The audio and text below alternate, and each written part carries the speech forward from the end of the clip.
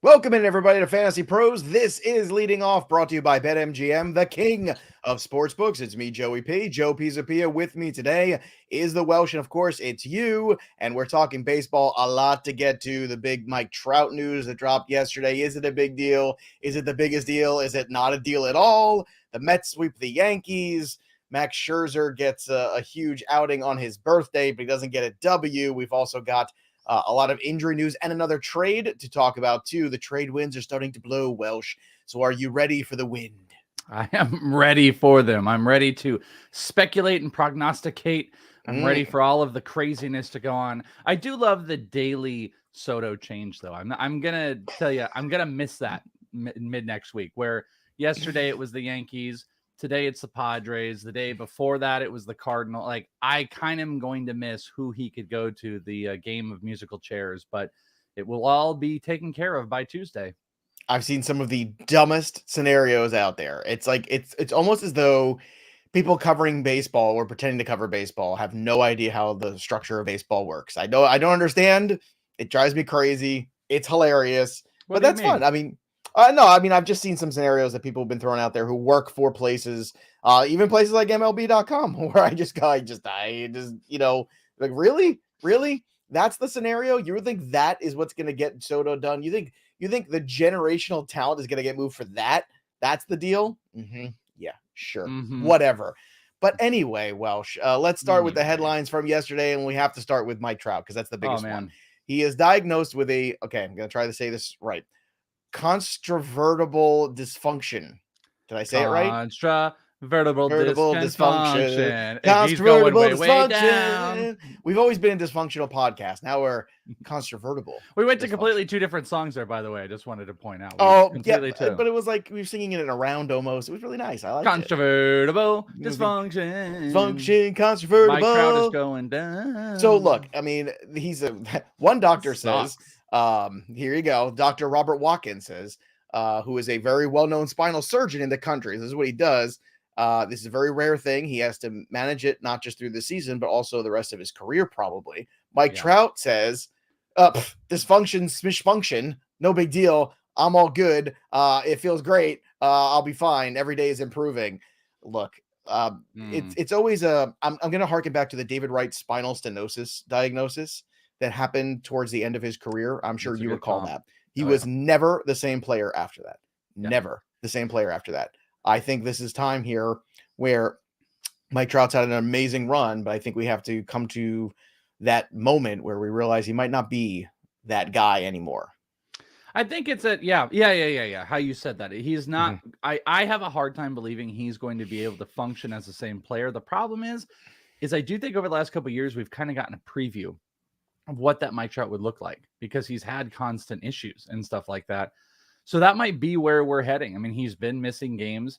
Well, that could be part of what's going on here. Is this condition is just it's causing him to compensate or his body to move in different ways. You know, I mean, that's the thing. It's like you can have a back issue and then it ends up becoming another issue somewhere else, or vice versa. It's the body's a funny thing, as Dr. Glenn knows. You hit over 30 and we all have had some type of back issue, which is pushed into something else. So, like I was talking about this yesterday on ITL, like I think the dynasty value is hurt here, regardless of even if it was quickly reactionary. We actually had talked about it the minute the news came down.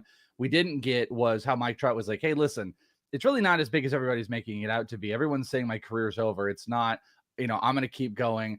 But I think from a dynasty perspective, reaction, you got to bring him down from maybe he was sitting into the teens down to the 30s at this point, and maybe further if you really are worried about this. From a redraft perspective, he says he'll be back this year.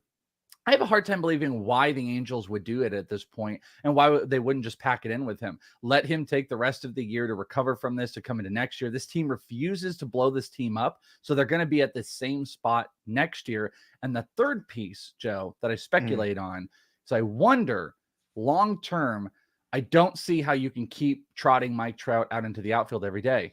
Here's the problem. They have quite the DH in Shohei Ohtani.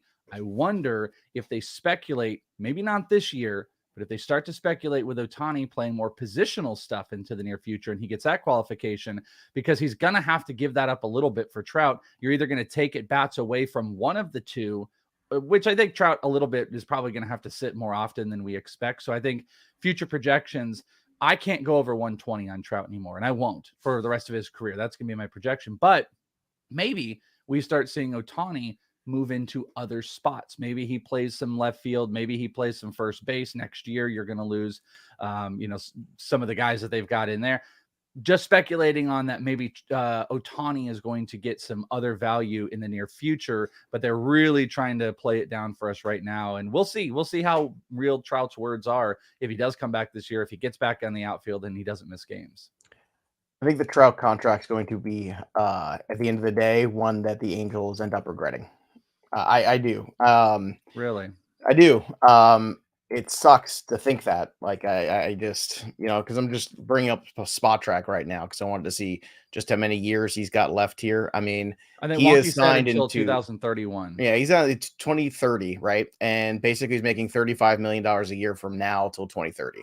And I don't think you're going to get that value out of that player. I just don't.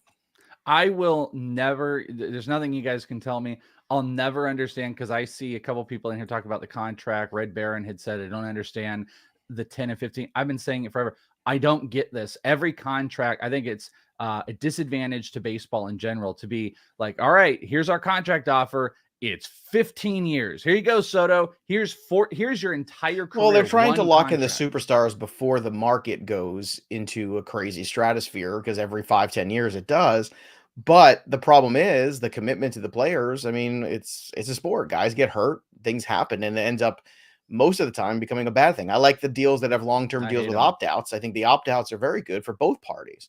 I think it should be 5 years. You should have nothing. You should have nothing more than 5 years straight, and you can have no options. But if you have an 8-year contract, all 3 years. Well, the only time a 10-year contract, I mean, if you're going to do a 10-year contract, you do it with a Wander Franco, you do it with a Fernando Tatis, you do it with a guy in his early 20s. But you also do it with Trout. You do it with Trout, a player like Trout. That's the type of player you do. But the problem is nobody can escape how stupid and bad 15-year contracts are. The only time it's an advantage to teams is when these guys are like Ozzie Albies and Acuna at like 21, 22. The players, it's not an advantage because by the back half of their contract, they're being paid way lower than they probably would.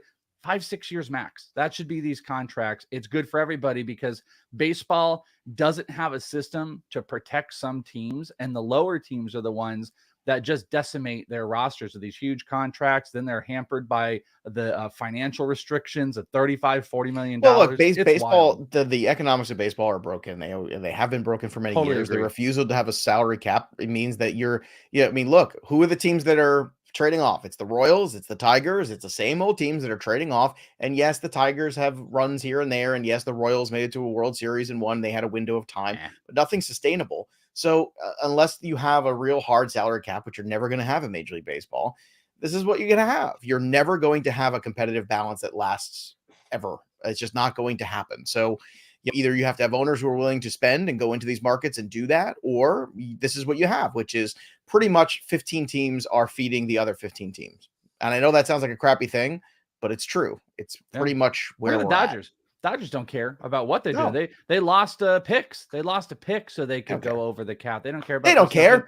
And the chat's all about it. I'll tell you this: like, I don't care about either side. Like, I see. I think it was Wonky's talking about. Well, if the player gets injured, then they can cash. I don't want the player. I don't want an injured player to take advantage of it. I don't want Steven Strasburg to be on this contract for as long as he is when he's this. Well, this is what happens when all the money in baseball is guaranteed. And this is why in the NFL it's not.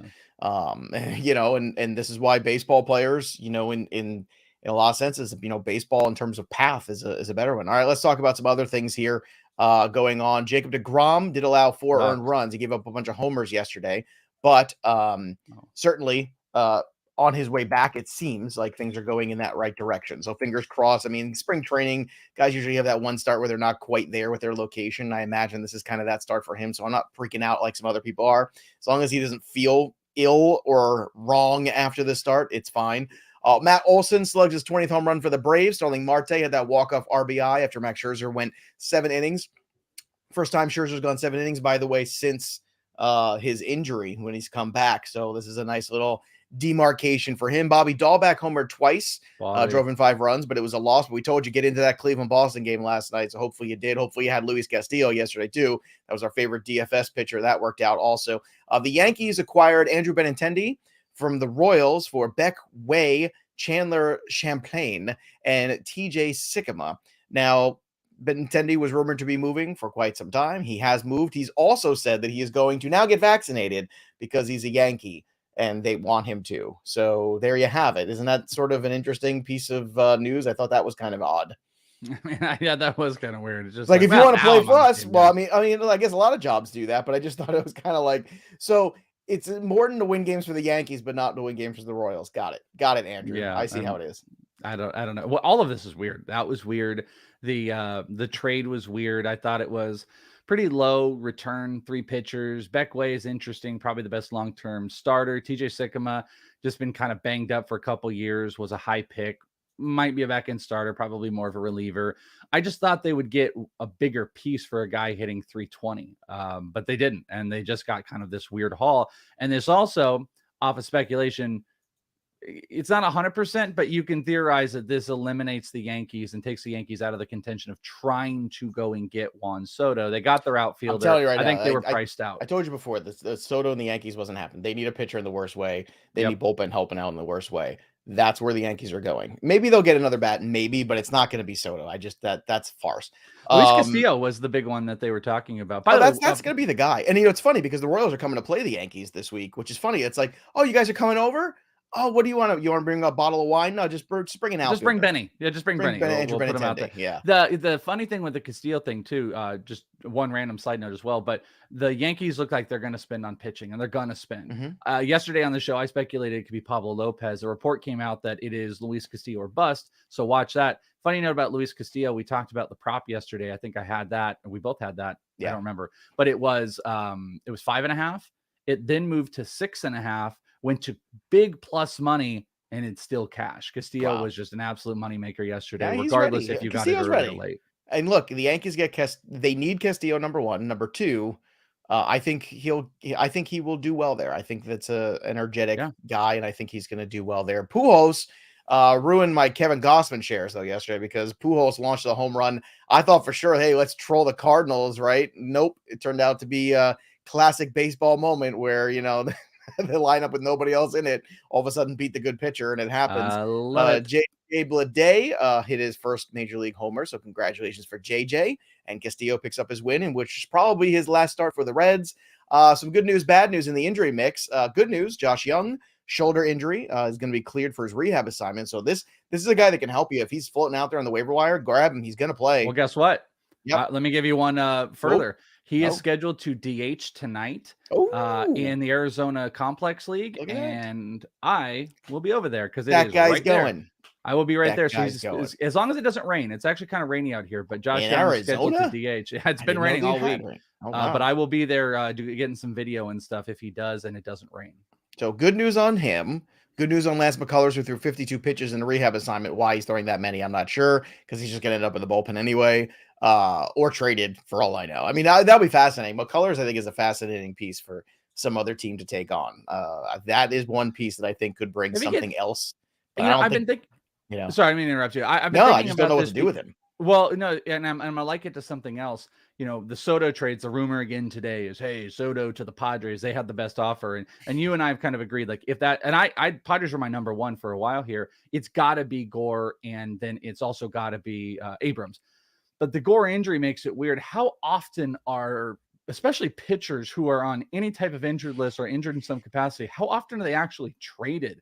And that's how I'm liking it back to McCullers, because he's perpetually traded. I just don't recall like a guy that was on an IL or something being in a move around the trade deadline. So I don't know. I mean, obviously, nobody takes a guy who's going to have Tommy John surgery or just coming off. That doesn't happen. But would you even be comfortable taking a McCullers, even though he's kind of rehabbing? I mean, I would feel more comfortable taking McCullers on the way back because he's also shown you the big league level. He's had some pretty good success. Like there's something to work with there. He's got a pedigree. But no, I mean, that's not happening. Also, Wells headed to the IL for Baltimore. He had an issue last night, so we'll see how long he's going to be out for. It's a back injury. And the Marlins, Max Meyer, is going to need Tommy John surgery, which we could have seen this coming. I mean, just so obvious. It hurt how obvious this was, and very disappointing because we had high expectations, and now they have gone up in smoke, Welsh. I'm super, super bummed about it. I just saw this like 10 minutes before we started the show, and that one's a bummer because he was a big redraft guy for me.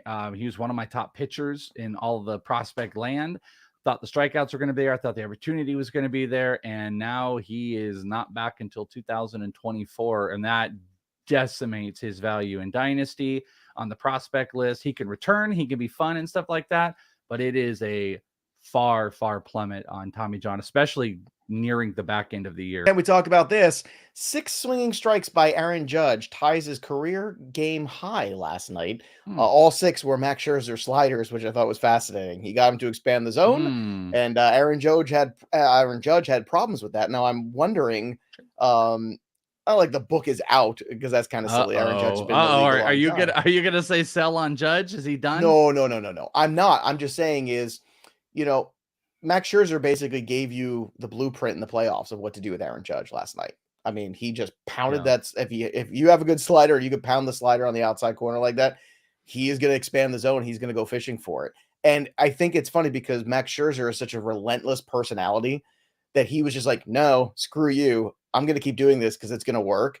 And I think people sometimes as pitchers, I think they lose that sight. And I think it's the commitment to staying with the game plan against a hitter like Aaron Judge. And look, if you're going to be MVP, moments like last night can't happen. Like those are problems because those are the things that stick in everybody's memory. Well, you had this big spot in a big game and what'd you do? You struck out a bunch of times. That's not good.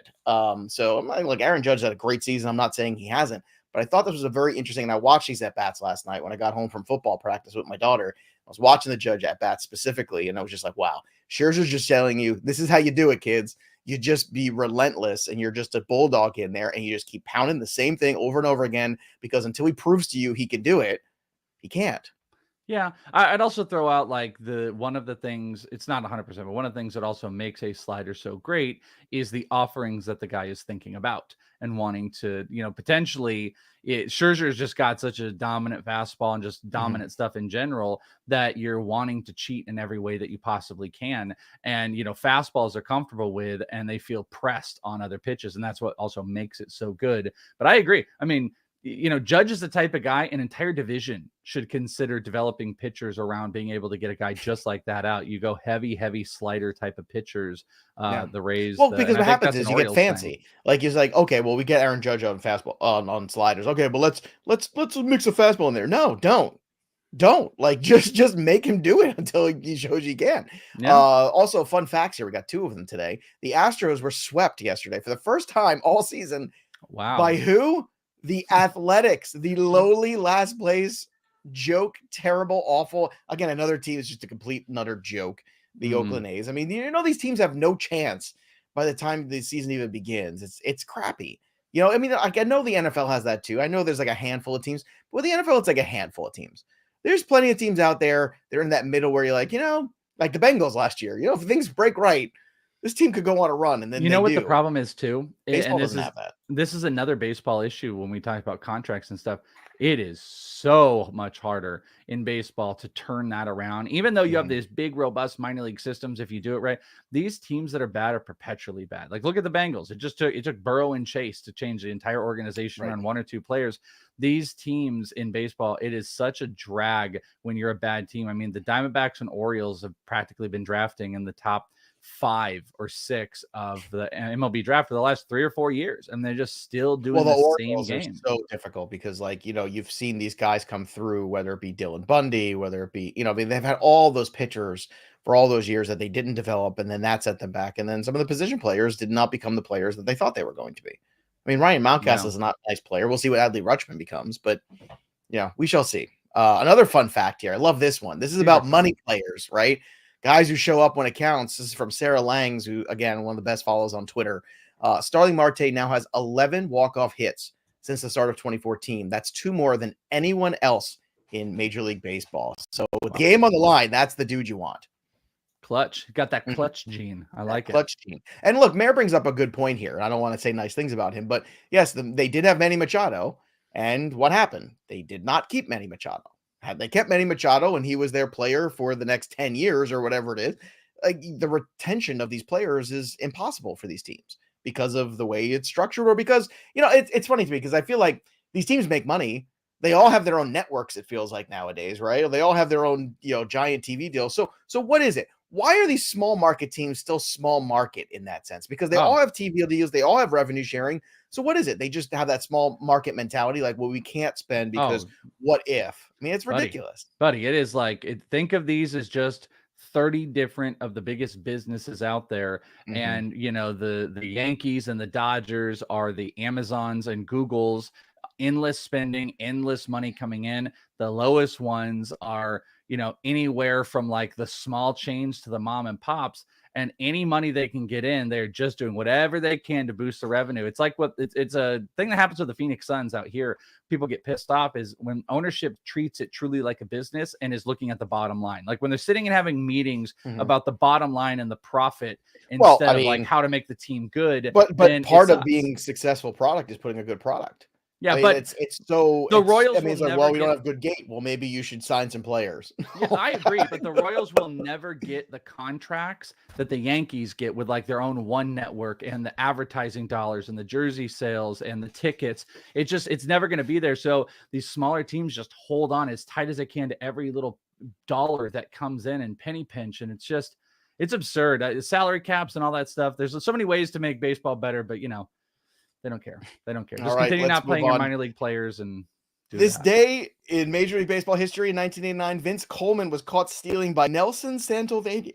Oh man, I remember Nelson Santovania of the Montreal Expos, and he breaks a streak of 50 straight consecutive stolen bases for Vince Coleman. Can you imagine that? 50 straight stolen bases for Vince Coleman? That's pretty incredible. That's an awesome number. There. Also, another fun deep dive here on our boy Julio Rodriguez. Like this stat: 18 home runs, 21 stolen bases, 21 years of age. Let's ask this question. Is Julio Rodriguez right now the most valuable asset in baseball? Oh, that's an interesting question. Because of his age, because of his skill set, is he the most valuable potential asset in baseball right now? I think I don't know how to answer that because if you just ask about players, I think the young guys you want to build your team around are Tatis and Acuna, especially from a fantasy perspective. Building your team around also, you want the best pitchers. You could argue Shane McClanahan, but from an age and production and even WAR at this point, also marketing, maybe. I don't know. Maybe he is. That's a wild thing I hadn't even really processed. But maybe. Well, I mean, if you had a dynasty league starting, would Julio be your 1-1?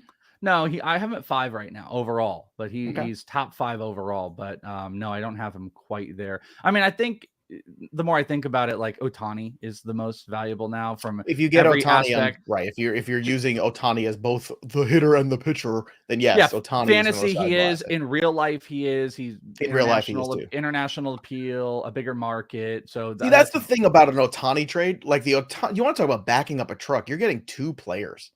Like Ohtani, you're getting. Was like, oh, we really need another good starting pitcher, a front end starting pitcher, and a middle of the order bat. And then there's Shohei Ohtani, who can do both of those things. Elitely. To me, if I'm the Angels, this is something I consider doing because things are not going in the right direction. I'm telling you, this team is a page 1 rewrite. Nothing has gone right for them. This Trout contract's going to kill them for the next decade. They're not going to be able to win. I'm telling you, if I'm the Angels, it is top to bottom, the president, the GM, all the scouting department gone. I'm getting rid of everybody and I'm starting fresh, and I'm bringing in the biggest haul I could possibly get because Shohei Ohtani, like you said, is probably the most valuable asset in real baseball. Just saying. Yeah. And fantasy, if you can play him in both spots, I don't think there's a question. And any type of dynasty that is I don't mean to be so specific, but if it's a daily and it's a 2-way, it's hands down Shohei Ohtani. It's not even close, unfortunately. Yesterday was Max Scherzer's birthday. He had 41 strikeouts now on his birthday. Not that one game. That's over his career. The most all-time for any pitcher on his birthday. Fun fact. And the trivia question, which Hall of Famer did he pass? So who was the best birthday boy pitcher before Max Scherzer? Albeit somebody who's been around a long time. It is a Hall of Famer. So if you know the answer, I And feel it's like a big I know it. strikeout pitcher. Well, if you know it, drop it in the chat over here, Fantasy Pros MLB. If you're watching the show live, and I know you are, here's some stat heroes from yesterday. Adam Wainwright, 8 Ks, 1 earned and 7. Yu Darvish, 11 strikeouts. Boys, he's been good. 2 earned runs, 7 Ks. He's been great in the last couple games since the break. Jansen Junk, which is definitely my new favorite baseball name. We'll have 5 innings, no name. earned, 8 Ks. That's right. That's the junk right in your face, Welsh. Take that. What would you give me for my junk? Jansen Junk? Yeah, just what would you give? Well, my junk's not for sale, Joe. I like to keep my junk in house. It is not Nolan Ryan. It is not Justin Verlander. Just so you all know. Nolan Ryan was my guess. That was my guess. So then Marco Gonzalez, 2 earned runs, 5 Ks over 7. Hitters last night, Rowdy Tellez, 2 home runs. He's up to 20. So all the Rowdy friends came out last night. Kyle Garlick, 2 for 3 with 1 home run. Saw the funniest tweet about this. Somebody needs to do a better job of the trivia questions. The trivia or the fun facts on the scoreboard about Kyle Garlick is his name is very close to garlic, which is something you can cook with. And now, really, somebody needs to do a little bit better on these little things. Like, wow. What would be actually more fun is if he didn't like garlic. If Ryan Garlick did not like garlic in any food, right. he was that would be fun. He's allergic to garlic, or he doesn't care for Italian food. There you go. Sure. Nolan Jones, 3 for 4 with a ribby. We had Jose Miranda, 3 for 4 with a homer. Uri's hit a home run. Nolan Gorman, 2 for 4 with a home run and a stolen base. A lot of speculation. He's the linchpin of the Juan Soto trade. I mean, Nolan Gorman shouldn't be the linchpin of the Juan Soto trade. That's a failure for the Nationals. Sorry. Like, Nolan Gorman's fine. I actually speculated on our live stream yesterday, Bogman and I speculated a Castillo trade to the Cardinals with Nolan Gorman involved. That was one that I was playing around with. Interdivisionally, that would be tough, but Gorman being part of a big SP trade. Yeah, that seems very possible. That he's gonna be part of an SP trade. But I don't know, man. Like, it just, he's up there and he's playing right now. It's tough to get rid of those guys because you got to replace him in the lineup. You want to go down to the farm team. Well, no, you know what? You'd be surprised though with that team. I mean, they do have Paul DeJong kind of still sitting around and hitting, but they got Edmundo Sosa, who they really like. True. And if they put Sosa in at second, it would change nothing as far as them having to move their lineup around if they got rid of Gorman. And that leaves the possibility if DeJong ever figures things back out, they could bring him in, or they could go get a cheap middle infielder, just pointing out. So I actually really think I really think Nolan Gorman could go and will go if the Cardinals are aggressive about getting a starting pitcher, which they should be. They have nobody. It is Michaelis and Wainwright and nothing. Well, I will tell you this. If the Mets don't get Soto, which I still think is unlikely, I do think Contreras and Happ will be there with the Mets. Like, I think they will have a big deal with the Cubs. They'll bring in a reliever too. They'll bring in another arm for sure. And Contreras will fit in very well with that team. Let me tell you, he's a very intense, likable guy. And, see Vogelback on the top step now. He's loving life. He's, giving high fives to Max Scherzer now. Like, you need personalities that fit, on certain teams too. And that's why I think Castillo will fit with the Yankees. I think they could use some intensity. I think he's got a nice intensity about him. Stat zeros last night. Chris Archer, he was bad. 6 earned runs, 6 walks. Ugh. Patrick Corbin, perhaps his swan song for the Nationals. He did not disappoint Welsh. 2/3 of an inning, 6 earned runs, no strikeouts. Ladies and gentlemen, Patrick Corbin, let's give it up. I think he gave up the double in the very first at bat to Mookie Betts. We had the Mookie Betts total base prop yesterday on Corbin. And I think it was either the first or second at bat. Corbin is magnificent. He really is. He is a piece of art in baseball. 14 losses on the year. 14. I don't think a pitcher has 14 wins. Well, he led the league in losses last year, I believe. Yeah, I don't think one pitcher has 14 wins. No, he has 14 losses this year. Verlander has 12, I think. Yeah, it's stunning. It's absolutely stunning. All right. Also bad last night. Kevin Gausman, 5 earned. Quantrill, 5 earned. Here you go. The hitters who suck. Kyle Lewis, 0 for 3, 3 Ks. Votto, same. Byron Buxton, 0 for 3 Ks. He's down to $1.69 in July. Riley Green, 0 for 3 Ks. Aaron Judge, 0 for 5 with 3 himself. Kirilloff, 0 for 3. Arias, 0 for 5 with 2. Cedric Mullins, 0 for 5 with 2. And Tommy Edman, 0 for 5 with 3. Mike Mayer is getting very close. He is actually in 3rd place right now. Wow, look at him. Fun enough here in the home run contest. Ethan is on vacation this week, so we have no home run board. So it says Mike Mayer is in 3rd place, but without an official board, I mean, no I don't one really know if we'll knows. ever see that. I mean, my hope is he goes to 1st place on Friday, and then he loses it, and then Ethan comes back and he makes the new boards and he's not there anymore. He'd have to have quite a couple days because first place still is 2 homers away from second and 3 above Mayor right now. So, well, it's time for Betting Pros, BetMGM, the king of sports books. And right now we've got a new offer, still the same promo code leading off. So download the BetMGM app or go to betmgm.com. It's $1,000 risk-free bet. That's what you got. $1,000 risk-free, no risk. Just win money. Just have fun. Use that promo code leading off when you sign up. Tristan McKenzie at 5.5 over on FanDuel for the K prop. I like the over on that. He's been very good lately. Zach Wheeler, 6.5. I'll take the over against Pittsburgh on that. Andres Jimenez, total bases 1.5 on DK at plus 125. Welsh, what do you have today? Yeah, so it's actually a kind of a rough day, I think, in general. Not great. I like to go back to the Mookie Betts to 1.5 total bases over. I do like your McKenzie one. I've got Ty on strikeouts 4.5 over, and Bugman and I are going to be doing a stream over on our twitch.tv/InThisLeague doing some bets. I've got some unique, crazier ones that are beyond total base and strikeouts today. That's where I would go, and if you guys want to check that out. But I like your McKenzie one, maybe the safest of the day, Mookie and Ty on strikeouts. In terms of DFS to DK, you got Zach Wheeler at 10.2 over on DraftKings. Tristan McKenzie at 9.9 is a good investment. Otani's always cheap there. I don't know why, 8.9. So I would go with McKenzie and Otani. They've been very good lately, and just save a little bit of money if you can. If you want, you can go Oppo with Tyler Anderson in Colorado, which is never great, but I think the Dodgers are going to beat up on Urena today. On FanDuel, Zach Wheeler at 10.7.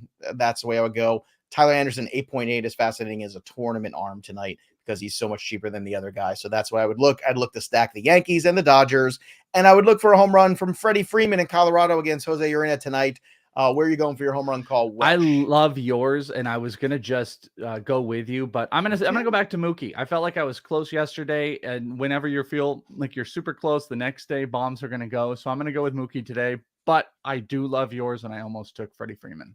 And it also looks like Darren Ruff is Mike Mayer's selection here. So I guess it's Darren Ruff's birthday, or is it Mike Mayer's birthday? I don't know whose birthday it is. I'm going to guess Darren Ruff, but what? But the answer to the trivia question was Randy Johnson, by the way. Randy Johnson was the guy. I think somebody, the first person who dropped a comment did say Randy. It was all the way back. Bizarriza Jizza. Look at that. Bizarriza Jizza all over.